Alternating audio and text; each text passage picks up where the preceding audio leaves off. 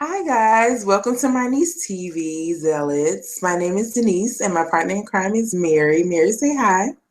Hi, we're recapping Underground today. It's almost the last episode of the season. So if you want to keep up with us, go ahead and subscribe. Like this video if you want us to do more recaps in the future. Okay guys, let's get right into it.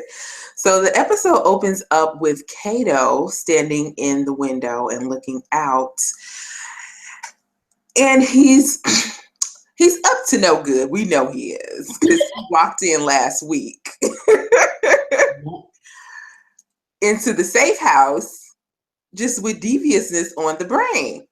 So he's going about looking for what we don't know. He hasn't told us yet, but he's trying to help Patty capture slaves and get information to, recapture these runaways. But I also think that Kato is there for something more. I'm not sure what it is yet. Something in me was saying, oh, maybe he's trying to set things up to get Devi. Is that her name? I think so. His girlfriend. He sold her into slavery a few episodes back. And I was hoping that he was trying to set something up to maybe get her into the Underground Railroad and into these safe houses. But, Kato is just not thinking with his clear mind right now. Yeah, not at all. And we see that, we see him being strategic when he's talking to Patty and she's asking him, are you trying to escape? Are you just biding your time so that in 2 days, when they release the runaways and move them to the next safe house, you're on their trip with them? And he's like, no, I am here. I'm going to stay here until I get what I need. Now, he never states that what he needs is the same thing as what Patty needs. But of course, he is giving her that kind of nudge that he's working with her and not against her. And he slits his wrists to, I guess, to stay there longer. I think it was to garner sympathy and trust because, they were kind of, he's kind of sketchy. Yeah. When he's walking around, he runs into Harriet, and Harriet is like, she's sweeping, which threw everybody off because he's this notorious runaways, abolitionist and helping people to freedom. Why would she be pushing a broom? But we do know in her talk, she talked about how staying humble has helped her. Mm-hmm. And so he's telling Patty that he thinks she's Harriet. And Patty is like, look, you think she's pushing a broom in her spare time? Get lost. That wasn't Harriet. I thought that was so amazing. That was a really good scene too. I agree. And so, but I think he slits his wrist to get them to kind of trust him, to make them feel like they need to take care of him. Because, when you're troubled and you need help, people are more inclined to look past you acting weird or shady. You know what I mean? Right. So I think that's what that was about. And so he has a conversation with Elizabeth, and he's telling her, you want to know, everybody has asked me why I try to kill myself except you. And she's like, I don't need to ask why, because I know why. You were desperate. You felt, you were vulnerable. You've seen bad things happen. And, she's giving him the classic, right, you're suicidal speech. Right. And he's telling her, she tells him that she's been there before. And she can only do one of two things with her pain. And he's like, you can let it in or you can let it out, drive it out. And so he's like, but my advice is to to hold it in and use it. And I was like, okay, he's a bit loose up there. But as we see, this pushes Elizabeth to make a decision to let the darkness in. As we know, she's been dealing with the death of John for these past however many episodes. And she is angry about him being killed and about the way that people, view slavery and just hate in the South. And so the guy who we presume has killed John just walks into the safe house. Yep. And he's like tormenting her. And he's also one of the people who kidnapped Elizabeth. And so he's like, just tormenting her and talking about her husband and the way he thought and how it got him in trouble and got him killed, and how he's drawing, basically similarities and saying that this is the way you're going to end up if you continue on this path. And Elizabeth is angry and she wants to shoot him, but she kind of like reels that anger in. And later when she's talking to Georgia, she's explaining to her, how she just wants to rebel and retaliate and just let the anger really consume her and drive her actions. And Georgia, is telling her that this is dangerous. You have to, yes, you have the gun to protect yourself, but you don't look for danger, and Elizabeth is just not ready to hear it. She's about that life. Oh yeah. She's definitely gone to the radical side. One thing I really liked about the top of the episode is how they went through Cato's whole thing, and he had that conversation with Elizabeth, and then he finds her in a burning barn. And then it goes back to the beginning with Elizabeth kind of getting, experiencing that whole day, and then having that conversation with Cato after she sees the guy and smacks him, has that conversation with Georgia. And then they talk about anger. And then you see her going and setting that barn on fire. And I was like, man, that was so well crafted. It was so good. I'm sorry, go on. No, I agree. I'm just like, yes. I love that because it allowed you to go back and experience it and just really understand how she got to that moment. Oh, yeah. And, how Cato got to the moment where he slit his wrist and then they had to go back. I thought those were the two pivotal moments in the episode, and they really hit home on that. Oh, yeah. So, as you just said, she sets the barn on fire, but she goes back in because the guy who we believe killed John and we know kidnapped her, his son runs into the barn thinking that his dad is in there. Oh. And Elizabeth has a moment where she's feeling a little bad about what she did. She's a little remorseful, and she runs in to try to save the little boy, but then the smoke overtakes her and she passes out. So she's back at the house, and she's again having another conversation with Georgia, and she throws her words right back at her, and she lets her know, I want to feel safe, and I can't feel safe knowing that these kinds of people are running around raising children to hate and passing along racism and passing along these beliefs and these systems.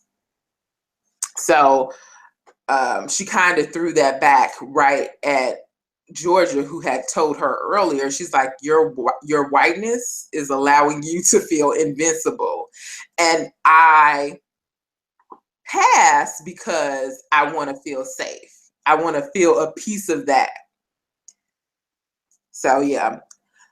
So moving along, we have Harriet. Harriet is automatically distrustful of Kato, as we said earlier. He's walking around, he's snooping around, and she's like, look, he's only been here 2 days and something's not right. Mm-hmm. You know, she got that link. We already talked about it. Oh, yeah. The Lord.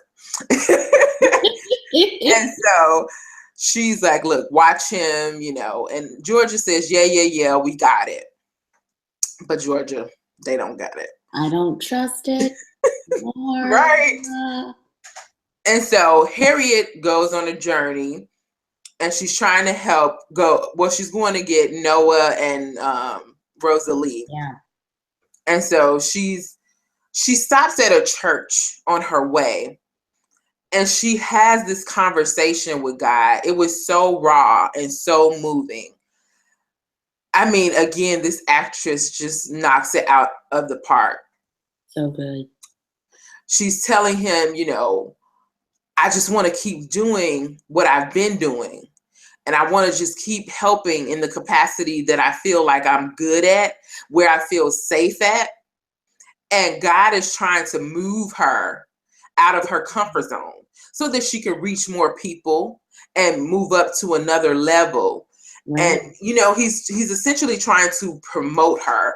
And she's just like, she's grappling with it because she's gotten a little bit complicit. I don't want to say all the way because she talked about that in when she had the solo episode. Mm-hmm.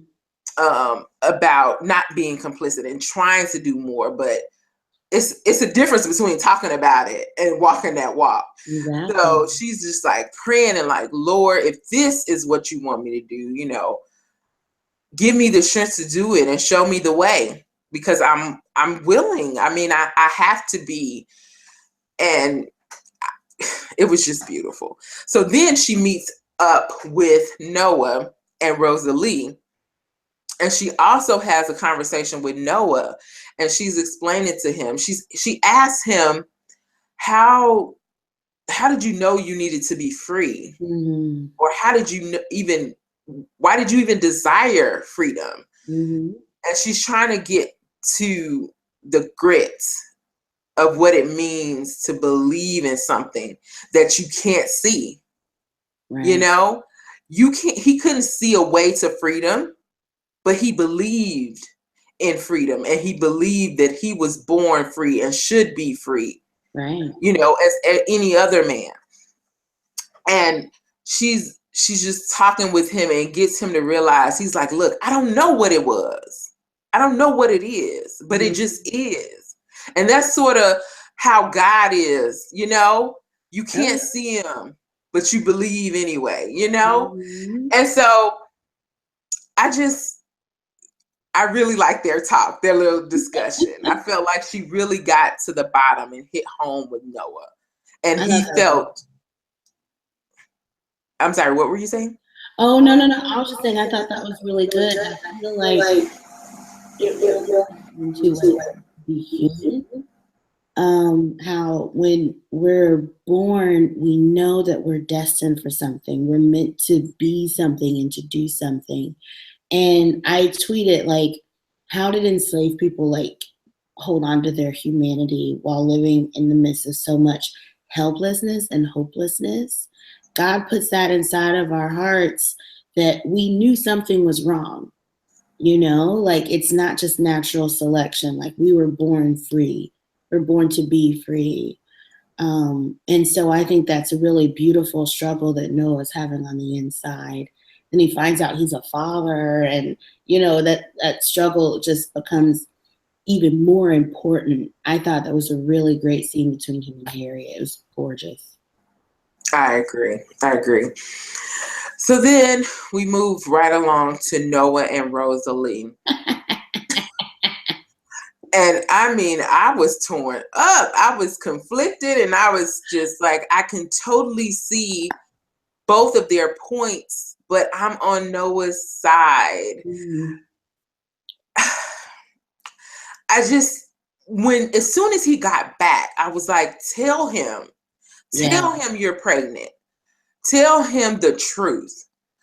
And let the chips fall where they may. You can still go. You can still do whatever it is you want to do. He'll be angry, but at least you walk in truth, And Exactly. he speaks about his fear, like this gut-wrenching fear that he never experienced before, and he never thought he would. And he talks about how, and on top of all of that, it's brought on by the love of my life being selfish. And I was just like, wow. It was too much. And she's trying to explain to him, no, I took a risk. You took a risk on our child's life. And yes, you put your family above our family, that we are growing together. And I mean, like I said, I can totally see both of their sides, because yes, I would want to get my family to freedom. I would want to save James. I would want to save my mom. I would want to do all of these things. And I felt like she still could have done it the right way. Of course he's like, and then on top of all of that, you made me feel like I did something wrong. Right. Because she was talking about this distance. And even in last episode, I tweeted as soon as she was like, yeah, I know I've been distant, and it's because, I'm dealing with this with the family and blah. I'm like, no, you distant because you're lying. You're distant because you're holding back the truth. Let's be real. How you gonna be close when you got this big baby in between y'all? And you haven't told him the truth. Exactly. So, I mean, and then she made him feel like he done something wrong. And that's not right. So, I mean, like I said, I see both of their points, but I'm on his side. Yeah. That's all.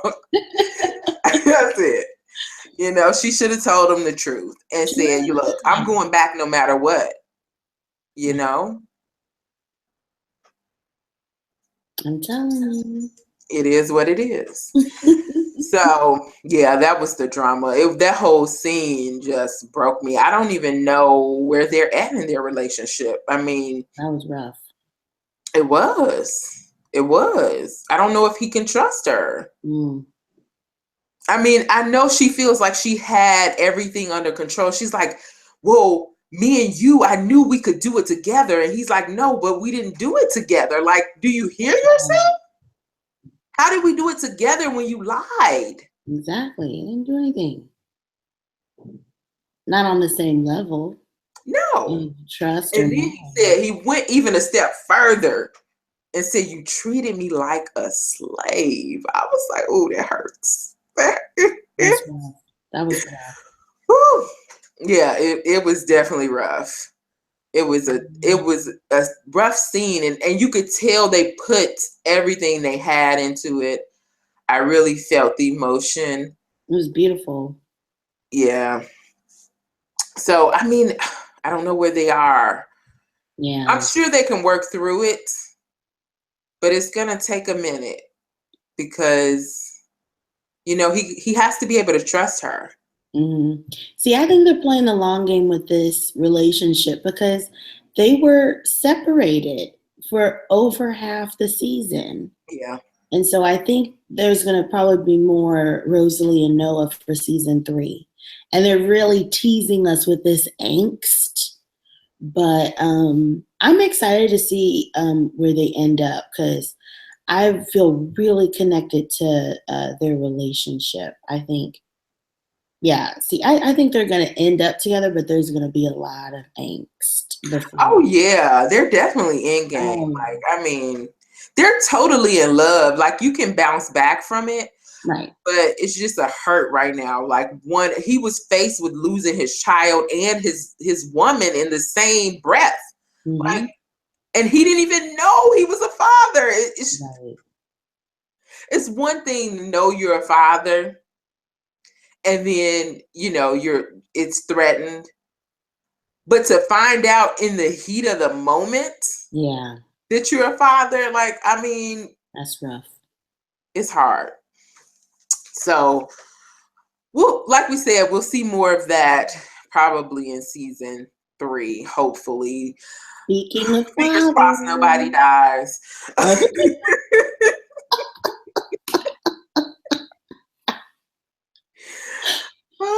Okay, so then our final scene goes to Daniel. And Daniel, they've been teasing Daniel throughout this whole season.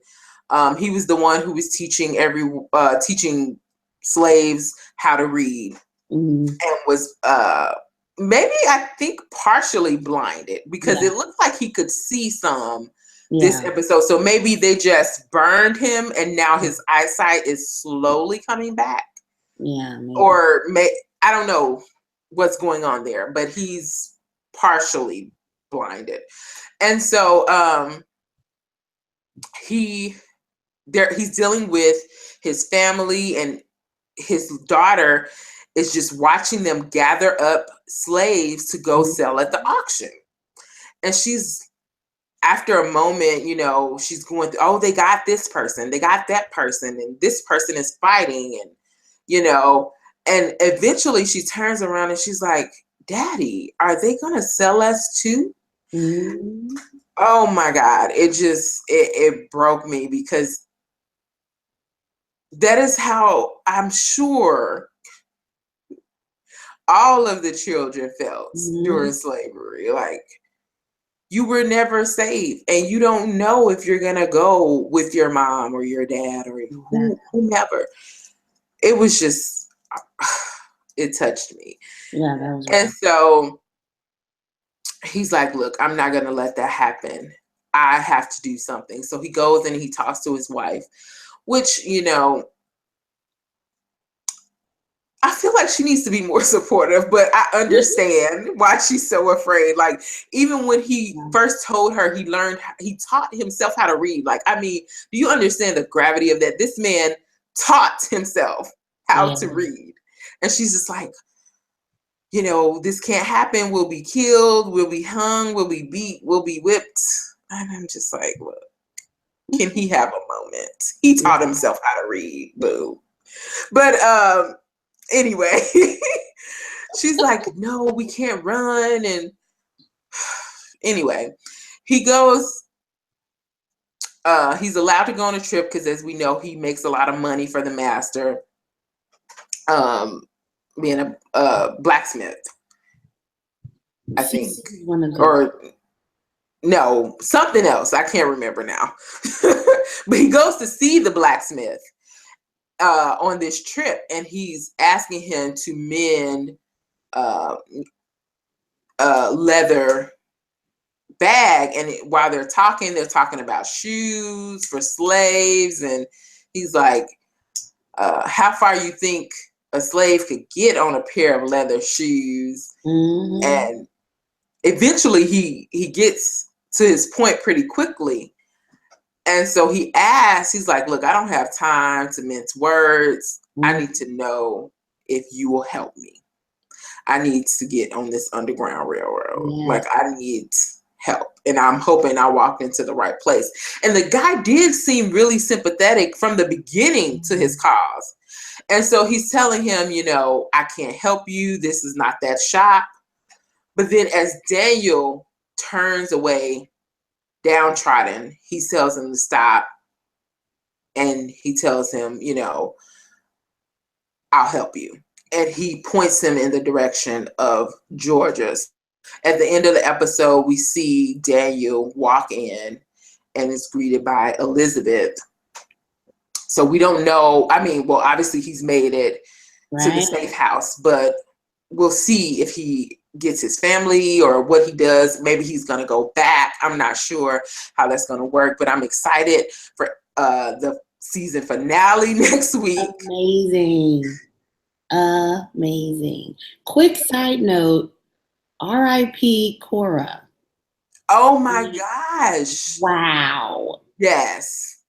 Man, gone too Cora, Oh my God. I was like, wait a minute, this looks like one of those horror movies. Like when Okay. it dragged her and the blood was That was real. Oh my God. is Jason on the other end? Is Freddy one of That hurt me. those? That hurt my heart. Yeah, but I felt bad for Cora, and she was really trying to make it to freedom, but she made a misstep and Man. got caught. And they was so vicious. I'm Yeah. sure that's how they were. And if he was like, it doesn't matter if she's dead or alive, just long as we bring back the slave. Yeah. Okay, guys. That's our recap. Great ending. Thanks for watching and good night. Bye. I can't see you.